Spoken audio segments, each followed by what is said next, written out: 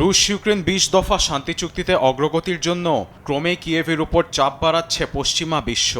মার্কিন বিশেষ দূত স্টিভ উইটকফ ও ইউরোপীয় মিত্রদের সঙ্গে রোববার জার্মানির বের্লিনে আলোচনায় বসেন ইউক্রেনের প্রেসিডেন্ট ভলোদিমির জেলেনস্কি।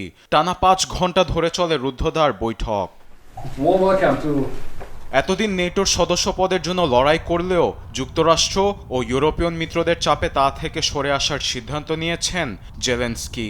জানান, এটি কিয়েভের পক্ষ থেকে অনেক বড় ছাড়। পশ্চিমা দেশগুলোর থেকে নিরাপত্তা নিশ্চয়তার বদলে ইউক্রেন দীর্ঘদিনের নেটো সদস্যপদ অর্জনের লক্ষ্য থেকে সরে আসতে প্রস্তুত।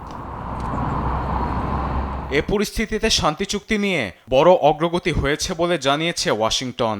পরদিনের আলোচনাতেও একই ফলাফল দেখার আশা রাখছে যুক্তরাষ্ট্র। শান্তি চুক্তি আলোচনার মাঝেই ইউক্রেনে আরও তীব্র হচ্ছে রুশ আক্রমণ। আর একটুর জন্যই ড্রোন হামলায় প্রাণে বেঁচে যান এক সাংবাদিক। রুশ আগ্রাসনে জাপোরিজিয়ার বেশ কয়েকটি জায়গায় ধরে যায় আগুন।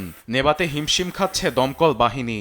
হামলার পরও আকাশে ড্রোন উঠতে থাকায় জীবনের নেই কোনো নিশ্চয়তা।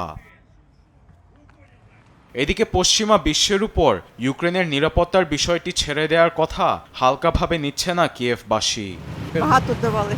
অনেক নিরাপত্তার গ্যারান্টি আমাদের দেওয়া হয়েছে, কিন্তু এর পরিবর্তে কি পেয়েছি? প্রতিদিনই তো হামলার কারণে কারো না কারো প্রাণ হারাচ্ছে। নেটো অথবা যুক্তরাষ্ট্র এদের কারোর উপর ভরসা করে কোনো লাভ নেই। প্রতিদিন হামলার মুখোমুখি হতে হয়, এটাই বাস্তবতা। তাদের ছাড়াই আমরা নিজেরা নিজেদের আত্মরক্ষায় কাজ করছি। এক্ষেত্রে ইউক্রেনের নিরাপত্তা নিশ্চয়তা নিয়ে অনিশ্চয়তার মধ্যে ভুগছে কিয়েভবাসী। আরবেদ আফসার, নিউজ ডেস্ক, দেশ টিভি।